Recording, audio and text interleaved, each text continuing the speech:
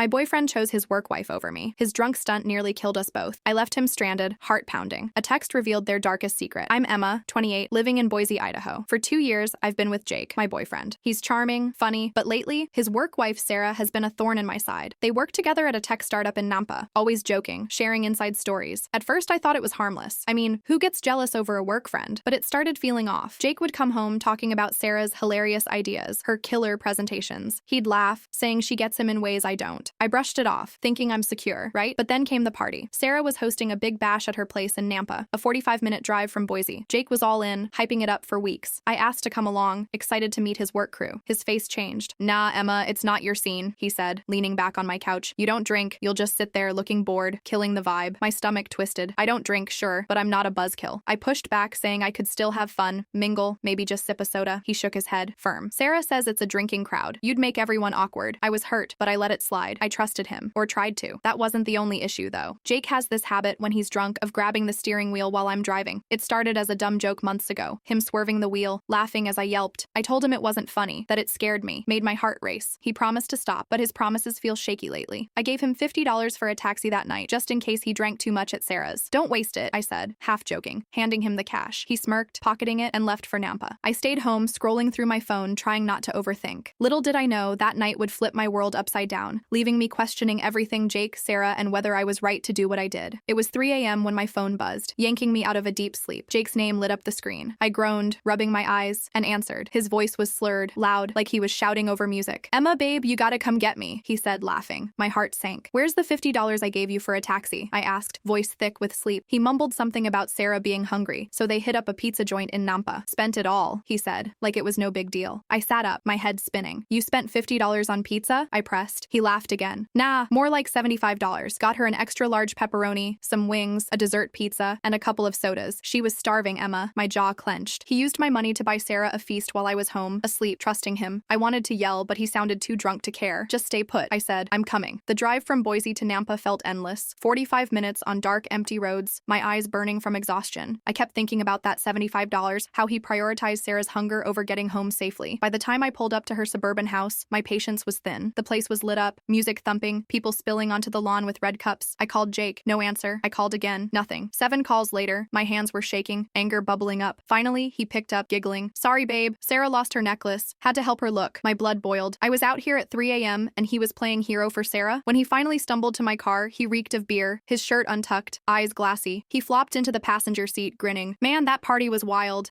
Sarah's hilarious, Emma. You should have seen her do this impression of you, all serious, sipping water like a nun. He laughed, mimicking her. My grip tightened on the wheel. That's not funny, Jake, I said, voice low. He waved me off. Relax, it's just a joke. Sarah says you're always so uptight. I started driving, trying to focus on the road, but his words stung. Sarah's name kept coming up, each mention like a needle in my chest. Why do you keep bringing her up? I asked, glancing at him. He smirked, leaning back. 'Cause she's fun, Emma. Not like you. Always nagging about dumb stuff. My stomach churned. I wanted to scream, but I kept my eyes on the road. The rural stretch outside Nampa stretching dark and quiet. Then he started humming some stupid party song, tapping his fingers on the dashboard. Sarah taught me this one, he said, chuckling. She's got better taste than you. That was it. I snapped. Jake, stop talking about her. I drove out here to get you, and all you do is compare me to Sarah? He rolled his eyes, slurring. Whatever, Emma. You're just jealous because she's got a spark you don't. I took a deep breath, trying to stay calm. I'm not jealous. I'm tired, and I'm done with you acting like she's better than me. He laughed, loud and mocking. Sarah said you'd say that. Told me you're all talk, big mouth, no action. His words hit like a slap. I stared ahead, the road blurring as my anger mixed with hurt. This wasn't just a drunk rant. This was him choosing her, right in front of me. The road back to Boise was dark, just a lonely stretch of rural highway outside Nampa. My knuckles were white on the steering wheel, Jake's words echoing in my head. Sarah said you're all talk, big mouth, no action. I tried to focus, but my chest felt tight, like I couldn't breathe right. He was slumped in the passenger seat, still humming that stupid song, oblivious to how much he'd hurt me. I wanted to pull over, to scream at him, but I kept driving, the headlights cutting through the night. Then, out of nowhere, Jake sat up, grinning like a kid with a bad idea. Yo, Emma, lighten up, he slurred, his hand shooting toward the steering wheel. My heart stopped. Jake, don't, I yelled, but it was too late. His fingers wrapped around the wheel, yanking it to the right. The car swerved hard, tires screeching on the pavement. I slammed my foot on the brake, fighting to keep control, but the world tilted. We skidded off the road, gravel crunching under the tires, and crashed into a thick bush with a sickening thud. My hands shook as I gripped the wheel, my breath coming in sharp gasps. The car was fine, just some scratches on the hood, but my heart was pounding so hard I thought it had burst. Jake was laughing, doubled over, ever, clutching his stomach like this was the funniest thing ever. "Oh man, your face," he howled. "Sarah was right, you're such a buzzkill." My blood ran cold. I turned to him, my voice shaking. "Get out, now." He stopped laughing, but his grin stayed, mocking. "What? You serious?" "It was a joke, Emma. I wasn't playing." I'd warned him before, begged him not to touch the wheel. Last time he did it, I nearly hit a mailbox. Now we were in a bush, and he was laughing like it was nothing. "Jake, I told you never to do that. You could have killed us." My voice cracked, fear and anger mixing. He rolled his eyes. "You're so dramatic. Sarah said you'd freak out like this." That name again. Sarah. My hands clenched into fists. "Get out, or we're done," I said, my voice low, steady, despite the chaos in my head. He leaned back, smirking. "You won't do it. You love me too much." His words were a dare, like he was testing me, like he knew I'd cave. I wanted to prove him wrong, but he just sat there, chuckling, daring me to act. My mind raced. I couldn't drive with him like this, not after he'd nearly wrecked us. I took a deep breath, forcing my voice to stay calm. "Jake, I think the tire's flat from the crash. Can you check the trunk for the spare?" He raised an eyebrow, still smirking, but he was drunk enough to buy it. "Fine, but you owe me," he said, stumbling out of the car. The second his feet hit the gravel, I slammed the door shut, hit the gas, and peeled out. My heart pounded as I watched him in the rearview mirror, standing there, shocked, his silhouette shrinking in the dark. I drove, my hands trembling, tears stinging my eyes. Part of me felt free, like I'd finally stood up for myself, but another part was screaming, what had I just done? I left him on a rural road at 3 a.m., miles from anywhere. No phone signal, no houses, just fields and darkness. I kept driving, the guilt creeping in, mixing with the anger. He'd put us in danger, mocked my fear, thrown Sarah's name in my face. But had I gone too far? The 30-minute drive back to Boise felt like forever. I kept replaying it, his hand on the wheel, the screech of tires, his laughter. By the time I pulled into my apartment's parking lot, I was a mess. I locked the door, sank onto the couch, and cried. My phone stayed silent. No calls, no texts. I didn't know if Jake was okay, if he'd found a ride, or if he was still out there. All I knew was that something had broken between us, and I wasn't sure I wanted to fix it. 8 hours after I left Jake on that dark road outside Nampa, my doorbell rang. I opened it to find him standing there, clothes damp, shoes caked in mud, looking like he'd trudged through a swamp. His eyes were bloodshot, but he was sober now, and furious. "What the hell, Emma?" he snapped, stepping inside my Boise apartment without asking. My stomach twisted, guilt and anger battling inside me. I'd spent the night crying, wondering if I'd gone too far, but seeing him now, I felt my resolve harden. "You don't get to yell at me," I said, crossing my arms. "You grabbed the wheel, Jake. We crashed into a bush. You laughed while I was terrified." He scoffed, pacing my living room, leaving muddy footprints on the carpet. "It was a joke, Emma. You're blowing this way out of proportion." My jaw dropped. A joke? My hands shook as I pointed at him. "You could have killed us. I told you never to touch the wheel. You knew how much it scared me." He stopped pacing, glaring at me. "You left me on a road in the middle of nowhere at 3 a.m. I could have been hit by a car, or worse." His voice rose, accusing, like I was the bad guy. I took a deep breath, trying to stay calm. "I warned you, Jake. I begged you to stop. You mocked me, brought up Sarah, and acted like my fear was a punchline." He shook his head, smirking. "Sarah wouldn't do this. She'd never ditch her boyfriend like that." My heart sank. There it was again, Sarah. "Why do you keep comparing me to her?" I asked, my voice shaking. "You didn't let me come to her party, spent my $50 on her pizza, and now you're acting like she's perfect?" He rolled his eyes, leaning against my kitchen counter. "She gets me, Emma. She doesn't flip out over every little thing." I felt like I'd been slapped. "Little thing? You crashed my car into a bush." He slammed his hand on the counter, making me jump. "You're the one who abandoned me. You're lucky I made it back." I stepped back, my chest tight. "Lucky? Jake, you put us in danger, then laughed about it. I drove 45 minutes to pick you up after you blew my money on Sarah. And now you're blaming me?" He didn't answer, just stared, his jaw tight. I pressed on. "Where were you all night? How'd you even get here?" He hesitated, looking away. "Walked, hitched a ride, whatever." His voice was cagey, and my gut screamed something was off. "You walked 45 minutes to Boise?" I asked, narrowing my eyes. He shrugged, avoiding my gaze. "Yeah, and stayed at Ryan's for a bit." Ryan, his gaming buddy. It sounded plausible, but his shifty eyes told a different story. "You're lying," I said, my voice low. "What's going on, Jake?" He got defensive, fast. "You're paranoid, Emma, always making something out of nothing." But I wasn't buying it. His clothes weren't just muddy, they were too clean for someone who'd walked hours in the dark. His story didn't add up. "If you're staying at Ryan's, why didn't he drive you here?" I asked. He snapped. "Drop it, okay? I'm here now. You should be apologizing, not interrogating me." I stared at him, the man I'd loved for 2 years, and felt nothing but doubt. "You know what?" I said, my voice steady despite the ache in my chest. "I don't trust you anymore. Not after last night, not after you keep throwing Sarah in my face." He laughed, cold and bitter. "Maybe you shouldn't. Maybe I need someone who can handle me." He grabbed his jacket, still muddy, and stormed out, slamming the door. I stood there, frozen, my apartment silent except for the echo of that slam. Part of me wanted to call him back, to fix this, but another part felt relieved. His lies, his obsession with Sarah, the way he dismissed my fear, it was too much. I sank onto the couch, staring at my phone, wondering if I'd just lost him for good, or if he'd been gone long before that night. A week after Jake stormed out, I was still a wreck, avoiding social media to clear my head, but curiosity got the better of me. I opened my phone, scrolled through my feed, and froze. Jake had posted a long, dramatic story on Facebook, painting me as a monster. "My girlfriend of 2 years left me stranded on a rural road at 3 a.m., he wrote. "I walked for hours in the cold, dodging cars, even got chased by a stray dog. I could have died." My jaw dropped. A dog. dog? That was a lie. He'd never mentioned it when he showed up at my door. Muddy, but fine. The comments were worse. Strangers called me psychotic, abusive, urging Jake to press charges for abandonment. My hands shook as I read on. Then I saw Sarah's name. She'd left 6 comments, each one a dagger. I always saw red flags with Emma, she wrote. She never let Jake have fun with us at work. Another claimed I controlled what he wore to the office, pure fiction. My stomach churned. I wasn't even at that party, yet she was spinning lies to make me the villain. I tried calling Jake, my fingers trembling as I dialed. Straight to voicemail. 5 calls, no answer. I texted, demanding he tell the truth about that night, how he grabbed the wheel, crashed my car, laughed in my face. Nothing. The silence fueled my anger. More comments piled up, all pitying Jake, condemning me. I couldn't take it anymore. I sat down, opened my laptop, and started typing my side of the story. I laid it all out. How Jake banned me from Sarah's party because I don't drink, claiming I'd kill the vibe. How he spent my $50 taxi money on a $75 feast for Sarah pizza, wings, dessert, the works. How I drove 45 minutes at 3 a.m. to pick him up, only for him to mock me with Sarah's words, calling me uptight. Then the worst part, him grabbing the steering wheel, swerving us into a bush, laughing as I panicked. I wrote about warning him, begging him to stop, and how I only left him after he refused to get out. I hit post, my heart racing. Within hours, the tide turned. People shared my story, flooding Jake's post with questions. Why'd you leave out the part where you crashed her car? One commenter asked. Others called him manipulative, pointing out how he omitted his drunken stunt. Sarah's comments got heat too. You're lying about her controlling him, someone wrote. She wasn't even at your party. My phone buzzed with notifications, strangers supporting me, sharing their own stories of reckless partners. But one thing nagged at me. Jake said he'd been staying at Ryan's, his gaming buddy, since our fight. His story felt off, too polished, like he was hiding something. I called Ryan, hoping he'd talk sense into Jake, maybe get him to edit his post. When Ryan answered, his voice was confused. Jake? Haven't seen him in weeks, Emma. He's not staying here. My heart sank, a cold realization hitting me. Jake had lied. If he wasn't at Ryan's, where was he? Sarah's face flashed in my mind, her smug comments, her fierce defense of him. My hands shook as I hung up, the pieces falling into place. Ryan's words hit like a punch. Jake wasn't staying with him. My mind raced, landing on Sarah. Her smug comments, her fierce defense of Jake, it all made sense now. I called Jake again, my hands shaking with rage. Voicemail. I left a message, my voice sharp. Where are you really staying, Jake? I know you lied about Ryan. No response. I called again, then heard voices in the background of my last voicemail, a woman's voice. Familiar, dripping with fake sweetness. Sarah. My phone rang an hour later. Jake's name flashed, but when I answered, Sarah spoke. Emma, you're pathetic, she said, her tone icy. Jake's been with me since you abandoned him. I'm just being a good friend, giving him a place to crash. My blood boiled. A good friend? I snapped. You've been trashing me online, lying about me controlling him, when you're the one pushing him to ditch me. She laughed, cold and cruel. He needs someone fun, Emma, not a boring nag like you. I lost it. You encouraged him to grab my steering wheel, to spend my money on you, to exclude me from your stupid party. I shouted. You're not his friend, you're a manipulative snake. She screamed back, saying Jake and her had a real connection, that I'd never understand him. The call cut off abruptly. I tried calling back, but it went to voicemail. My hands shook as I pictured them together, laughing, plotting that post to make me look like the villain. That was it. I blocked Jake and Sarah on everything: phone, social media, even LinkedIn. I packed his remaining stuff, his gaming console, his favorite hoodie, our old vacation photos, and left it by the dumpster outside my Boise apartment. I texted him one last time. Your stuff's by the dumpster. Pickups tomorrow at 8 a.m. Don't contact me again. Then I turned off my phone, sank onto my couch, and felt a strange calm. I was done. 3 months later, I'd rebuilt my life. I got promoted to project lead at work, started pottery classes every Wednesday, and adopted a fluffy orange cat named Milo, who loves napping on my keyboard. My apartment felt like mine again, free of Jake's shadow. Then Ryan called, his voice heavy. Jake and Sarah had been in a car accident, both in the ICU. They'd been at another party, drunk, and Jake drove after Sarah dared him. Their car slammed into a guardrail on the highway outside Nampa, totaled. Ryan asked if I'd visit them. I laughed, bitter. Why would I? Jake endangered my life, lied about staying with you, let Sarah smear me online. They made their choices. Ryan tried to guilt me, but I cut him off. I've got pottery class tonight, a team party this weekend, and a new apartment to hunt for with my sister. My life's full, Ryan. They're not my problem anymore. I hung up, Milo purring beside me. I thought about that night on the road, how Jake's reckless stunt could have killed us. Now, he'd done it again, with Sarah egging him on. Part of me felt a pang of pity, but mostly, I felt free. I'd chosen my safety, my peace, and I wasn't looking back. So, Reddit, AETA for leaving Jake on that road after he crashed my car, and for refusing to visit him in the hospital after his accident?